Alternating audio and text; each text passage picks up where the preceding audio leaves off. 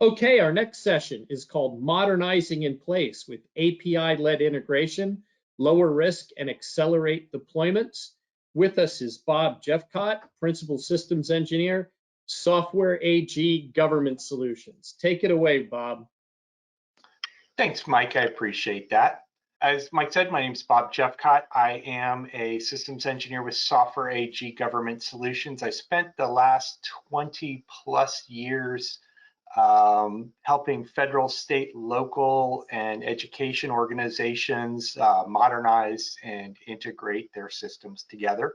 Today, we're going to be talking about one of those ways using API-led integration to lower your risks and accelerate deployments. Much like Edward said, faster, quicker way to deliver capabilities to your organization.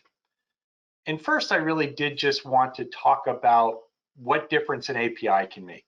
And really an API, application programming interface, but it really is just a way to communicate. And I think we all know who this person is, Jeff Bezos. And back in 2001, he had a net worth of $2 billion. A lot of money, yes, absolutely. However, Amazon was teetering on the brink of bankruptcy, and he was having to leverage a lot of his own money in order to save that company. And in 2002, he came up with the Bezos platform mandate. And what that was is a list of rules that he came up with. All teams will expose their data and functionality through services. So the idea was there would be no point-to-point communication, no hardwired communication at all. Teams must communicate only through these interfaces. So again, no point-to-point integration, no hard wiring. No other form of inter-process communication is allowed. It doesn't matter what technology is used. And you would think that that would be something along the lines of, well, great, I can do whatever I want. But really what that's saying is, I need to be able to communicate to that interface, to that API, regardless of how it was built. So that means it has to follow some sort of standard, some generic communication form. Very key. And interfaces, without exception, must be external. I can't even say that word, externalizable. I think he pretty much made that up. But what it is it meant that a service had to be able to be used by a wide variety of audiences, internal and external. And that's key. We'll get to that in a little bit. And his last point was, anyone who doesn't do this will be fired. Have a nice day. So the difference an API can make, his net worth last year was $210 billion. Over 100 times what it was when he came up with that mandate. So an API can make a huge difference. And let's look at the context of the low-code, no-code platforms that we're talking about today.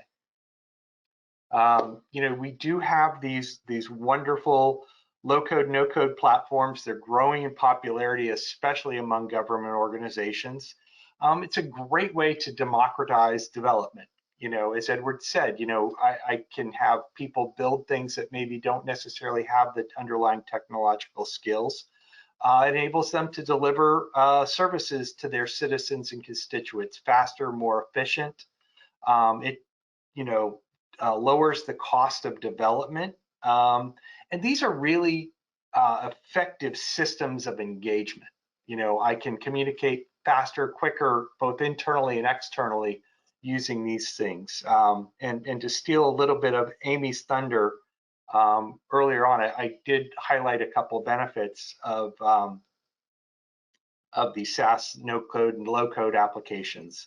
You can create proof of concepts. So I can say, well, what if this happens? What if I do this way? What if I connect these things together? It increases task efficiency, automating manual tasks, ensuring things don't fall through the cracks. It avoids the good idea paradox. By democratizing that development, I can now say, instead of an end user saying, well, gosh, I have this great idea. If they just did this or that, and then they have to pass that on to a developer, and then that developer reinterprets it, and it has to go through some red tape. So good ideas can now be acted upon very quickly, very easily. And then through that system of engagement, it empowers remote work, either through customer self-service or through, the ability for people to communicate across platforms. But the reality is that while these are great platforms, there still is that underlying enterprise software that probably sits in your environment. And it's what we typically call that system of record. They're typically transactional data, high volume processing, high volume, high availability, high volumes of transactions that are done. And those are probably going to continue to stay in your environment. And then, of course, you have the rest of your IT landscape. You have departmental IT solutions. You have specialty softwares. You have partnerships with agencies and external groups that you may have to leverage some of their software or some of their information as well. And to really successfully have that agile enterprise that Edward was talking about, you really have to be able to connect those systems together. To have that robust, so I can communicate between my new low-code, no-code, and information that resides in my enterprise. And oh yeah, I might need to communicate to all these other systems that's out there.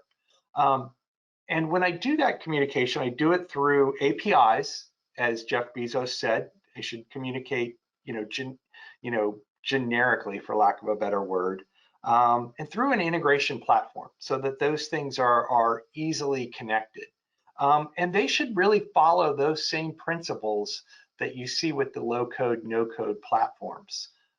You should have ease of use, enable citizen developers. I should be able to have things connected together by people that come up with good ideas. And you should have that hybrid development. I can leverage my IT staff when I need to, and leverage my subject matter experts when needed. So, that's what we're really going to look at today is how to leverage the concepts of low-code, no-code platforms when you're talking about integration. And let's look a little bit about why I need to connect those things together. I have these core applications that typically run my organization, run my enterprise, and they have some key benefits. They have tailored business logic. Typically, they're the things that make you, you, and serve your citizens, your constituents better than a more generic solution might. And you typically have high value data. You have a wealth of information in those core applications about your constituents, about the people that you serve. One of our commercial customers valued their data about their customers so much that they actually put it as an asset on their books. They actually put a dollar amount value of the data that resided in their systems. And lastly, those are typically critical applications. These core applications go down, and your citizens, your constituents are left, without capability. So these are these core things, and typically, while they have been around a while, you do start to want to modernize them. You do still want to, enhance their capabilities because they are so critical. And I think that one approach is that rip and replace. Let's replace that older legacy software with brand new shiny software. And typically, those are expensive, time-consuming, and risky. Oftentimes those do fail. So what we want to do is we want to look at that concept of low-code, no-code, and see how we can modernize that. So we have these current applications, and typically they have a user interface, business logic, some sort of data store in a data source. But what we want to do is we want to use the concept of APIs, and we want to use that to enhance those applications. And there's a variety of different things you can do is by integrating with more agile tools. It can be something like a business rules engine. Again, something that's not coded. I can connect and actually change the business rules associated with an application through, again, a GUI kind of format. I don't have to do any coding. I can change those so you can quickly and easily meet either new mandates that are legislated or just new business requirements. As we've learned in the past 2 years, things can change rather quickly, and we need the software to be able to meet those needs as well. Another thing that we're seeing is that integration with case management. So while my system typically does things really, really well, there's always exceptions, and sometimes those exceptions are handled in a manual process. Creating an API to actually push those exceptions to a case management system, to a low-code, no-code platform is a great way to expedite and handle those in a more efficient, more effective way. We also, just with the cloud, there are a whole host of new and capable services that are out there to use. We see a lot about identity verification. I know the IRS is starting to implement that, and they're also starting to CMS is starting to mandate that for a lot of their things, to be able to leverage and utilize a whole host of capabilities out there that's in the cloud. That's expanding to enhance and modernize that. And also, we see now the ability, once you have those APIs, is to feed that data as it's going through into streaming analytics, whether it's doing something like for fraud detection or just some analysis of events that are happening in real time in your system. And then the last area of modernization that I see really is that pushing of that data movement into data lakes, into things that give capabilities for the subject matter experts to say, well, let's take a look at this and look at the trends that's going on and that what if. So I can start to use those low code, no code data lakes by pushing that data to those solutions. So again, that integration modernizes your system. It gives you capabilities, putting new capabilities into the hands of your end users. And let's just look at some real world stories about this. When we look at integration platforms and APIs, you say, well, gosh, this, that's potentially a heavy lift. But really, truly, you can start small. And small steps can make a big difference. And I want to tell a story. There was an agency. They created an API saying, we are going to give access to our information through a common API. There was a completely separate agency that had a completely unrelated batch process. And originally, before that API was created, the agency's data was unavailable to anyone. But once that API was created, a very enterprising programmer in Agency B said, you know what? I can leverage this API, and I can leverage it in my seemingly unrelated batch process to improve that process. And what it was, Agency A was a justice network. In the API was is this person currently a guest of the state? Is this person in jail either at the state or at the county level? The Agency B was the Department of Labor and Industry, and the batch process was unemployment claims processing. So if someone is currently in jail, they are not eligible for unemployment.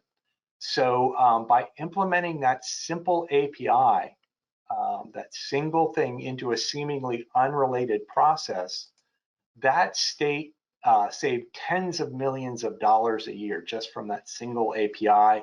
And the programmer, I'm sure because they were a state employee, got a very nice certificate of appreciation for saving those tens of millions of dollars. But again, it's just that ability to create an API and to leverage that standard through a very, very standard process. And let's look at one more example. because APIs can really save more than money, and it really can be kind of event-driven processes. So one of the processes that existed in the state was that when a prisoner was released, they were potentially eligible for a variety of different services: housing, rehabilitation, training, rehab, variety of different things. But that was a very manual process. And oftentimes it slipped through the cracks. Either it took weeks, and sometimes for housing or for rehab, those weeks were crucial. Or again, it was just so backlogged that the process took a long time and people were not necessarily being well served. So what they did was they said, well, let's look at these different systems and let's create some APIs and let's utilize those. And let's utilize those in an event-driven process. So when a prisoner was released now, they actually do a services eligibility check automatically. And if that person is eligible for housing, an entry is created through an API into that housing system. If they are eligible for further education, again, a case is created in a low-code, no-code platform for education services. If they're eligible for rehab, an entry is into the Department of Health and Human Services to create a case for that person. And also for therapy. So things that used to take potentially weeks or slip through the cracks and never now takes minutes. So they actually credit this process with saving lives. So it does save more than just money. And I do want to take a look at kind of what your API landscape should look like to start to leverage these things and start to utilize them. So we want to be able to have an integration layer that connects to a variety of IT assets, whether it be ERPs, whether it be cloud services, whether it be SaaS offerings, data, technology, platforms in general. I want to be able to connect to those without having to understand that back-end application, without having to understand that back-end activity. Then I want to be able to create reusable services and be able to orchestrate those together to create new capabilities and produce new services and new APIs. And just for an example that I like to use, it's not in the state and local or government venue, it's actually a private one. But the ability to connect and leverage your back-end applications. I don't know if any of you are NBA fans, but there is a thing called the NBA fan experience. And it was originally built by people that were not technology experts.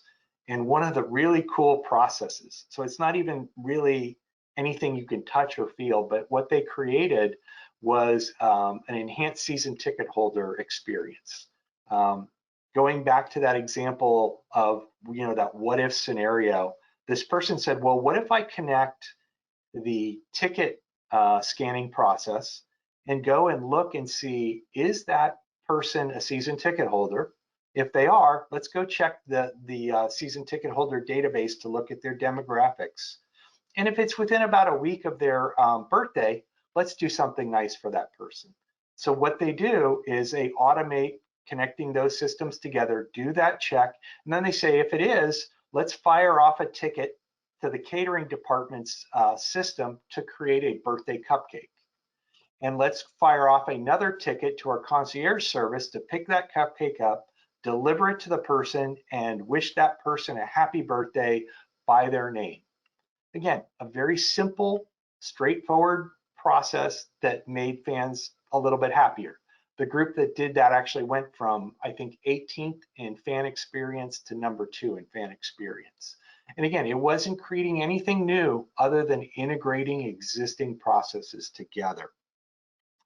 And the next step with that is that you want to separate out those new services with the APIs that they're actually going to be called from. Going back to Jeff Bezos's, using any technology, the APIs have changed over time. It started out with SOAP and JMS because of mobile apps. You started to see REST. Now with low-code, no-code platforms, you're starting to see more OData and GraphQL. So you want to be able to say, I want this service, this new cool capability I created, I want to be able to publish it out as something else. And then I have to have a governance layer.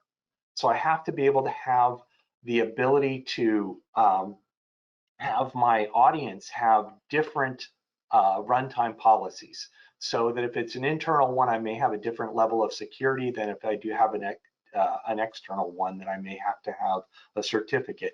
Or if I want to communicate to a low-code, no-code platform, I may need OAuth for that. So again, a variety of different capabilities, a variety of different governances that you want. So you want this separation to be able to orchestrate things together and quickly and easily publish them out in whatever format that you need them to do. So lastly, let's take a quick dive at some of the key benefits and aspects of the low-code, no-code platform. You're going to hear some redundancy. I want to emphasize a couple points. But really with that successful integration and modernization platform that you want to be able to start to do these things. You want that separation of layer of your landscape. That's critical. You want to have that independence API management governance layer, again, to be able to have the same services reused in multiple different platforms, to multiple different audiences.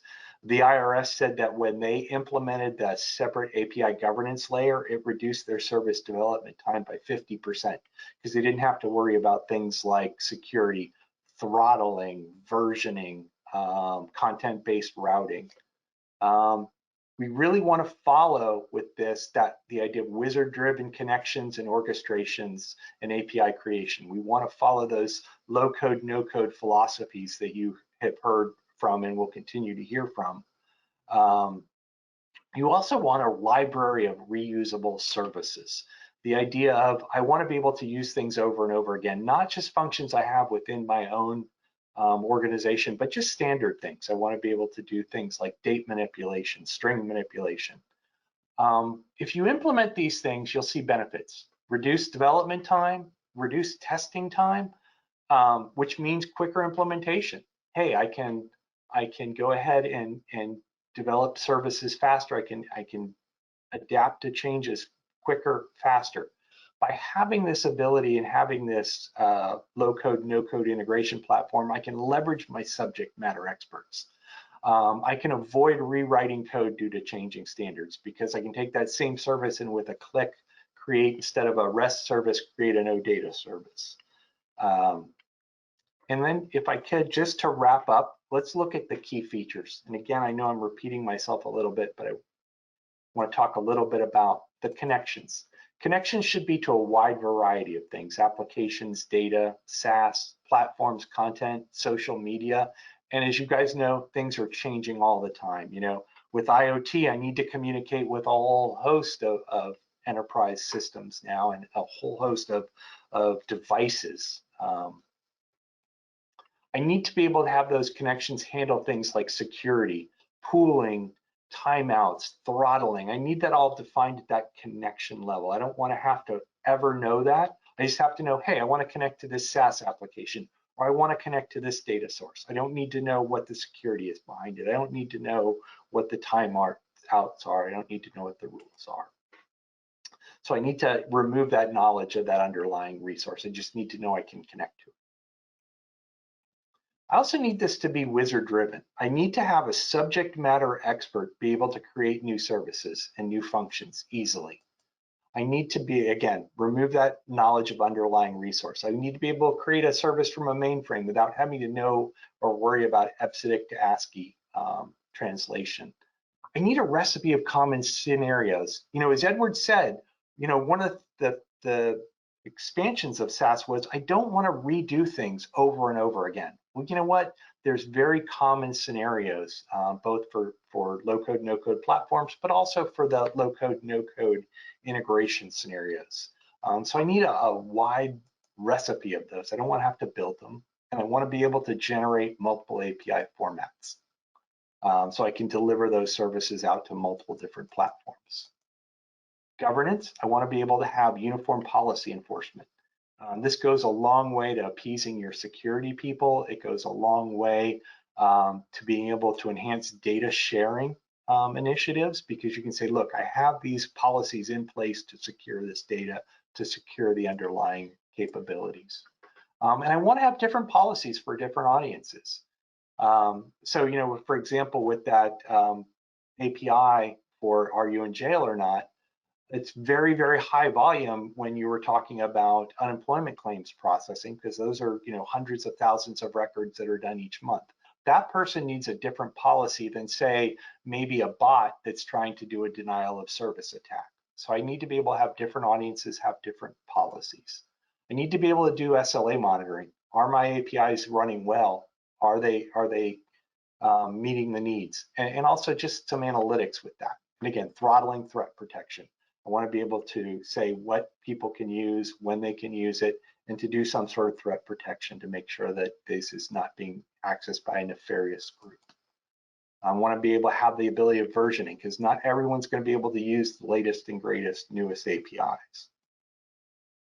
And again, that multiple security requirement, so that if a low-code, no-code platform requires a certificate or an OAuth, and someone else wants to use a separate you know, API key, you can do that with the same API. And lastly, we just wanted to do that democratizing of integration, reusable, orchestratable services. I want to create the services. I want to be able to combine them, dragging and dropping them, mapping them out. I don't ever want to have to code those integration points. Again, a pre-built library of applications of functions, whether it's date, math, strings, that reduces testing development time and testing time.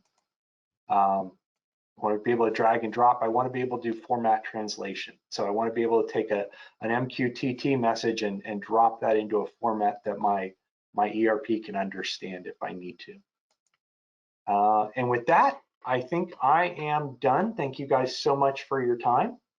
I'm going to turn it back to Mike.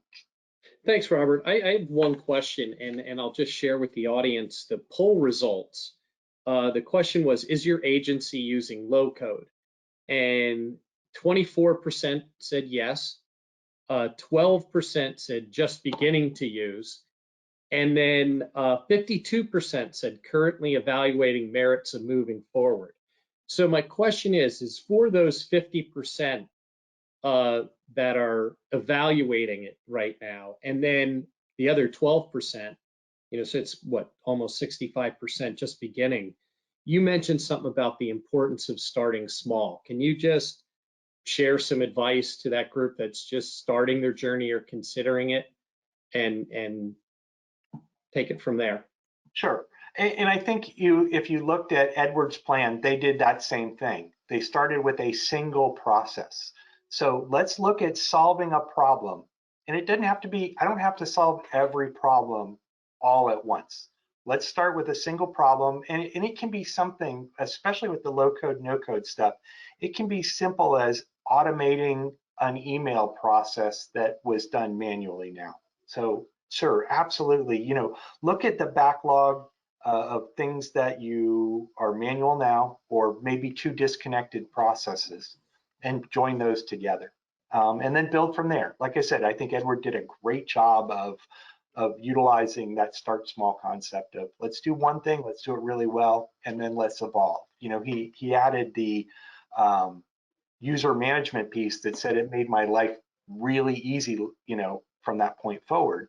I think if he would have started with that process, it would have become a little overwhelming, but he put that in at the right point in time. Well, thank you, Bob. We got a nice job in here from the audience, so we very much appreciate, you know, excellent presentation. Again, a reminder out there, I've gotten a few emails. You can download a copy of the presentation. It is there in your handout. Okay, Bob, we're going to go to a poll question here. Would you like to schedule a follow-up call? And maybe it might be with Bob or a subject matter expert with Software AG to discuss API and the benefits of low code. You can respond yes or not at this time.